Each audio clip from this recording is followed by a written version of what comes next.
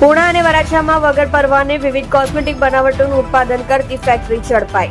ખોરાક અને ઔષધ નિયમન તંત્ર દ્વારા ફેક્ટરી ઝડપી પાડવામાં આવી. કોસ્મેટિક બનાવટી ઉત્પાદન કરતા હિંમતભાઈ વિઠ્ઠલભાઈ વડાલિયા અને નિકુલભાઈ ભીમજીભાઈ રૂકીને ઝડપી પાડવામાં આવ્યો હતો. વગર પરવાને અન્ય કંપની નામે અન્યના લાયસન્સ નંબરનો ઉપયોગ કરી કોસ્મેટિક બનાવટી ઉત્પાદન કરતા હતા. આ સાથે 23.70 લાખનો બનાવટી કોસ્મેટિકનો મુદ્દામાલ પણ જપ્ત કરવામાં આવ્યો છે. તંત્ર દ્વારા શંકાસ્પદ કોસ્મેટિક બનાવટના કુલ 9 નમૂના લઈ ચકાસણી માટે મોકલી આપવામાં આવ્યા. સુરત, ભરૂચ અને વલસાડ તંત્રના અન્ય અધિકારીઓ દ્વારા ફેક્ટરીમાં દરોડા પાડ્યા હતા.